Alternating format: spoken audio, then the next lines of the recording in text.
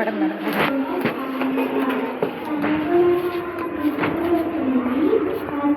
పొలాలు, స్వచ్ఛమైన గాలి, పాడి పంటలు, స్వచ్ఛమైన ప్రేమ.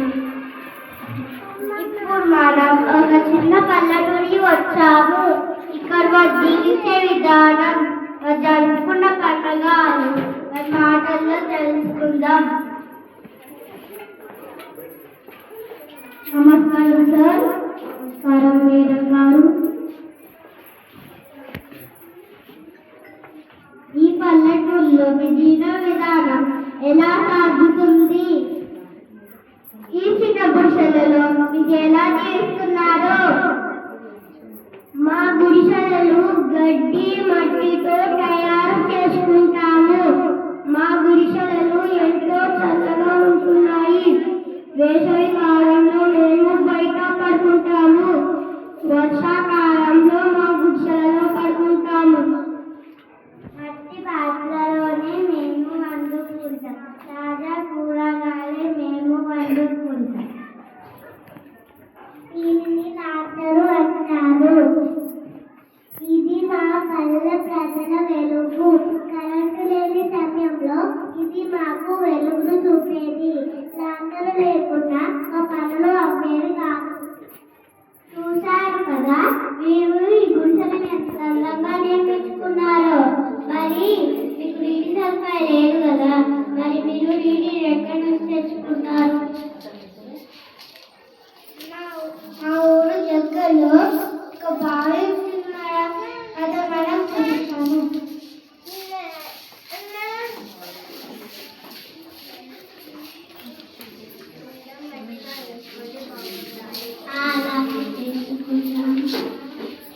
మీరు నీటి కోసం ఇంత దూరం వస్తారా? అవును మేడం. మేము రోజు ఉదయం లేచి ఇంటికి వచ్చి పిల్లలతో నీటిని తోడుకొని ఇంటికి వెళ్తాము. చూసారు కదా, మీరు నీటిని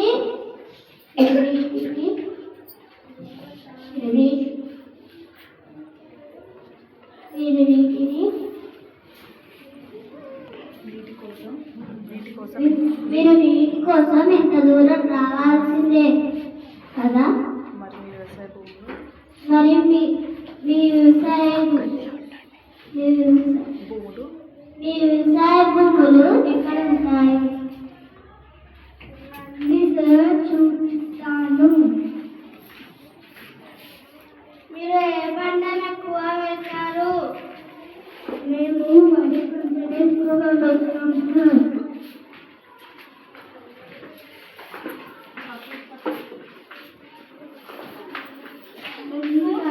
పొలాన్ని దున్నుతాము.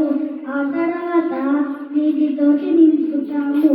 విత్తనాలు నాటి ఆ విత్తనాలు మొలకెత్తిన తర్వాత ఆ నాటును పొలంలో నాటుతాము.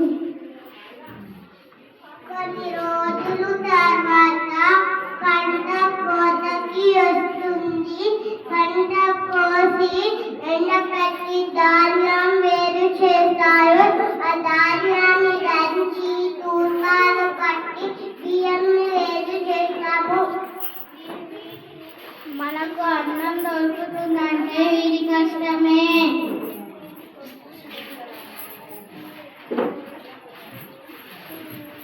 మీ ఊళ్ళో జరుపుకున్న పండుగ చెప్పగలరా? సంక్రాంతి మన పల్లెల్లో చాలా పెద్ద పండుగ. మన 3 రోజులు జరుపుకుంటాము. ప్రతిరోజు ఉదయాన్నే లేచి భోగి మంట వేసుకుంటాము. సంక్రాంతి పండుగ రోజు అందరూ రంగులు వేస్తారు. గొబ్బెమ్మని పెడతారు. పిండి వంటలు చేస్తారు. కనుమ రోజు పశువులతో శుభ్రపరిచి అలంకరిస్తారు. సంక్రాంతి శుభాకాంక్షలు. ఈ పండుగను మేము ప్రతి ఏటా డిసెంబర్ 25న జరుపుకుంటాము. యేసుక్రీస్తు పుట్టినరోజు సందర్భంగా ఈ పండుగను జరుపుకుంటాము. అలాగే కేకు, బహుమతులు స్నేహితులతో పంచుకుంటాము. పంచుకుంటాము. అందరికీ క్రిస్మస్ శుభాకాంక్షలు. అందరికీ శుభోదయం. ముస్లిమ్స్ లో జరుపుకునే ముఖ్యమైన పండుగ రంజాన్. ముస్లిమ్స్ లో క్యాలెండర్ ప్రకారం మొదటి నెల పేరు మొహర్రం. ఈ నెల రోజు భక్తి శ్రద్ధతో ఉపవాస దీక్షలు చేస్తారు. ఈ రోజు నమాజు చేసుకొని స్నేహితుల బంధువుల అలాయి బలాయిలో తీసుకుంటారు. మిఠాయిలు పంచుకుంటారు. తాము సంపాదించిన దానిలో కొంత దాన ధర్మాలను చేస్తారు.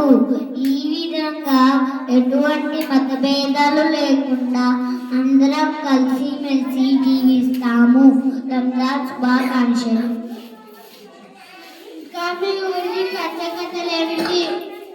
మేమంతా కలిసి కొన్ని ఆటల్ని ఆడుకోవటం. అష్టాచమ్మ, కోని గుంటలు, కోతిగా మంచి ఇలా రకరకాల ఆటల్ని ఆడుకుంటాం. రండి సార్ చూపిస్తాను.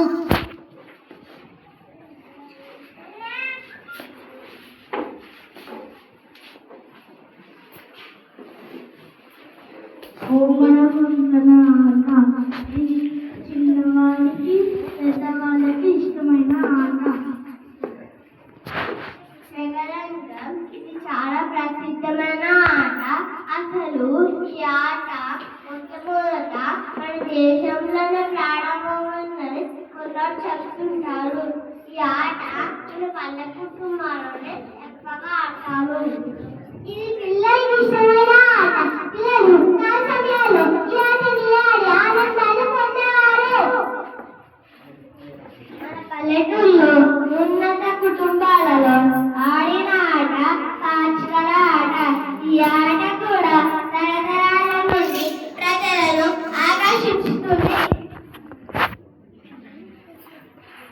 ప్రతి ఆదివారం ఈ సమయాన్ని ఎలా గడుపుకుంటున్నారు? ప్రతి ఆదివారం సాయంత్రం ఊరిలో నాటక ప్రదర్శన జరుగుతుంది. ఇంకొద్దిసేపట్లో ప్రారంభమవుతుంది. పదసా చూద్దాం.